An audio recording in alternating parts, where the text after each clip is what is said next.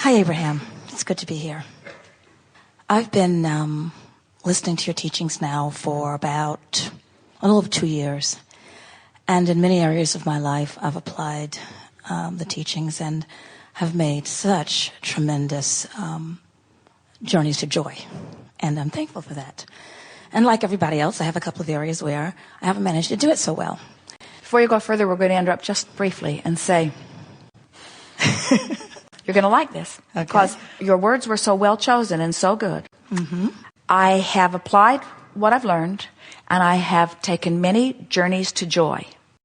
And that makes it sound like joy was over here, and you journeyed, and when you got to the end of the journey, you found joy. And we want to say, you can get on the journey to joy now. The manifestation will be a while in coming, but get on the journey to joy now. Be in joy, in other words. In other words, it's the vacation story that we're telling you. You don't take the vacation to get it done. Right. You take the vacation journey because you want some opportunity to feel happy, not to get it done. Yeah. And every journey is that way. You didn't come into this body to get it done. You came into this body to have the experience of motion, you see. And so that's why the universe is eternally set up like it is. So here I am. I give birth to a desire. I don't have that desire. And now I embark on a joyful journey toward that desire. And this desire is just the goal that draws the joy through me. Gotcha. Every goal is for the drawing of the joy. It's not to get it done. This is how the universe expands. This is what puts the eternalness in eternity. So you've just got to make peace with the incompletion of your being, you see. So we hammered you pretty hard on something that seemed pretty harmless there, but we don't want you to get to the end of the journey to find your joy. We want you to find joy right away. Okay. What I want is a clean, neat, beautiful home, and I'm tending to that. And if my teenage son has food all over the place. Here's the thing that you're missing. The reason that you want anything, a material object, a relationship, a pile of money, a clean and neat home, the reason you want anything is because you believe you will feel better in the having of it. So what you want is to feel good. And what we're wanting you to understand is that you can find a way of feeling better and better and better and better and better and better about that. And when you do, the universe has to deliver to you what you want. So here you are wanting to be neat and taking action and effort to do it. And here's somebody else who has other priorities, and neatness is not one of them. Never. So as you notice that, and beat the drum of it like you just did. Right. Never, you said. Never does he care about neatness. Exactly. I do. Now, what has just happened to your vibration? I have lost it completely. In other words, your desire is neatness. You're claiming to be neat, but you've just observed something and compounded it by acknowledging that he's never neat. So now your vibration is nowhere near the vicinity of your desire. And you blame him for keeping you from the neatness that you want, even though you're the one who has it activated in your vibration. So what Jesus taught and what we're encouraging is that you turn the other cheek. In other words, never mind the reality of what is. Let your relationship between where you are and where you want to be of paramount importance. So look for evidence of neatness. Try to imagine that he could possibly have been neat at some point. Try to imagine that someday he might be neat. Watch for evidence. Watch the way he combs his hair and notice how much time he takes. Watch the way he cares about other things. Watch how even though he dresses and grooms himself in a way not the way you would, watch the precision and care and effort and deliberateness that he applies to that, and make mental note of it. In other words, begin to acknowledge that while there are many things that he does that are not the way that you would do them, he is deliberate in his own way, and begin to acknowledge that. And then as you take baby steps in acknowledging things about his neatness or lack of it that feel better to you as you are doing it, you no longer use him as your excuse to get out of alignment with your desire for neatness. In other words, we know that sometimes there'll be some really messy person or some really obnoxious person or some really unlovable person in your life, and when all you want is to love them, and they just won't be lovable. And then you blame them, because if they would be more lovable, then you could love, and then you'd be in alignment with who you are. I want to love you, but you're not lovable. So You need to become lovable so that I can come into alignment with who I am. And we say, feel how disempowering that is, because they want different things than you want. They don't necessarily even care if you love them right now. They've got other things that they are playing to. And so if them behaving in a certain way is necessary for you to come into alignment, you're going to resent them further and further and further and use them more and more and more as your excuse for your own disempowerment. And we have to say, the more disempowered you feel, the more hatred you'll feel toward anyone that you think is the cause of it.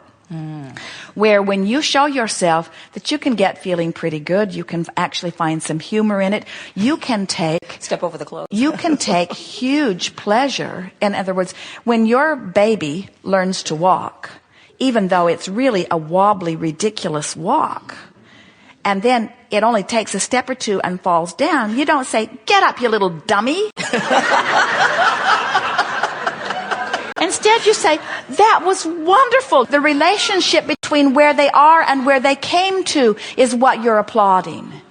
And you want to do that with everyone. You want to applaud the relationship between where they are and what they're coming to. That baby wants to walk, and you want to encourage that baby to walk. But you don't get to choose whether that baby hangs up its clothes. Or, in other words, there are so many things that you think that you should get to control, where if you could just applaud their motion forward. In other words, if we saw a teenager or a child and they were happy about life and messy all over the place, we'd be so fixated on their happy about life. If you let what other people do be the reason for the way you feel, you are in such trouble because you can't control them. Right. But you can control how you feel. And when you begin controlling how you feel so that you offer a consistent vibration consistent with what you want, then the universe arranges circumstances and events that accommodate you. Okay. Have you ever pushed against someone, and in other words, the more you push against them, the more they mess up? Get after a child who's messy, and suddenly they drop things everywhere. They brush their teeth, they splatter it, they spill their milk, they track dog poop on the floor. In other words, things that they don't usually do, they start doing because you activate within them your discomfort about who they are. The universe will give you how you feel through the path of least resistance. And what's bothering you, and this came up with Jerry often in the beginning too, he would say to us, "Abraham, I don't think I felt that way till that person came into my life and did that. It feels to me like I'm responding to their mess, not that I had a messy vibration that attracted them." And we say, there's the two ends of the stick. When you really, really, really want neatness, on the other end of the stick is really, really not wanting messiness.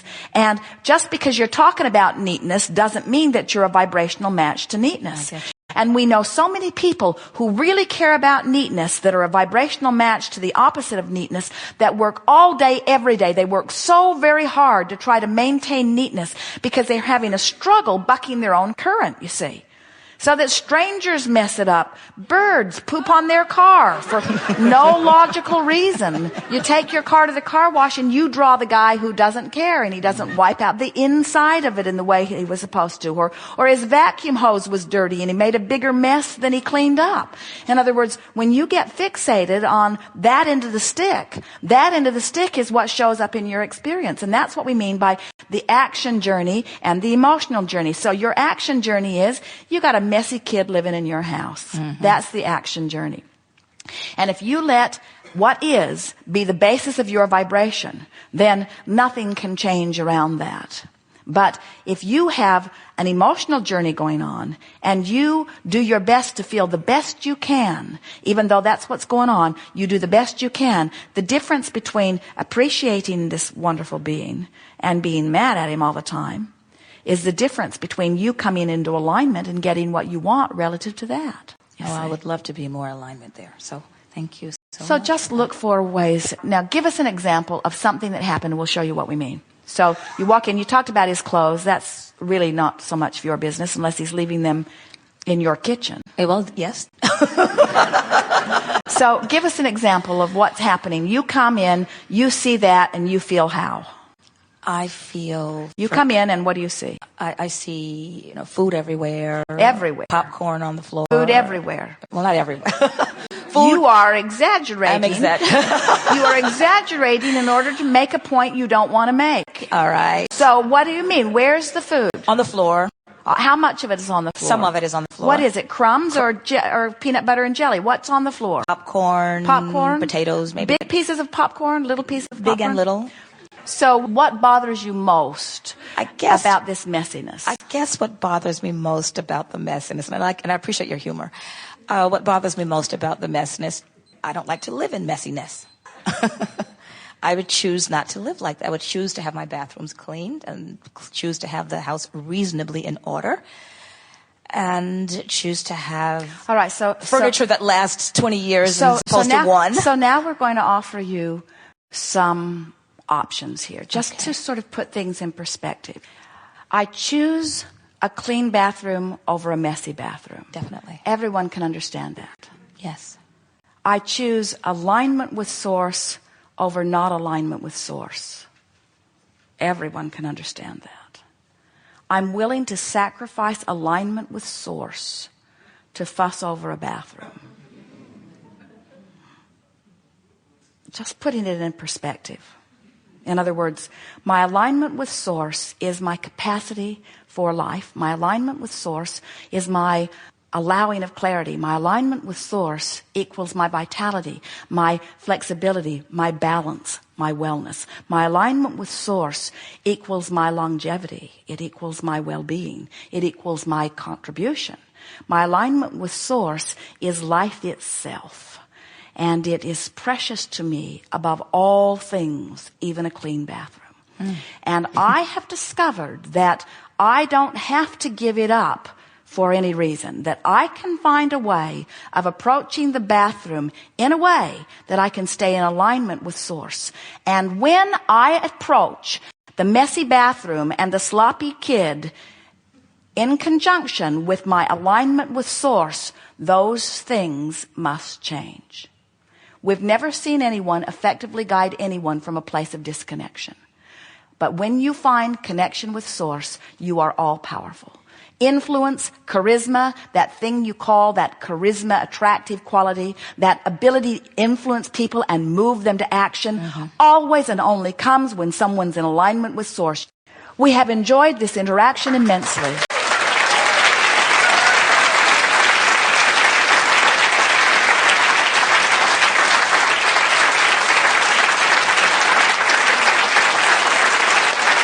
Indeed.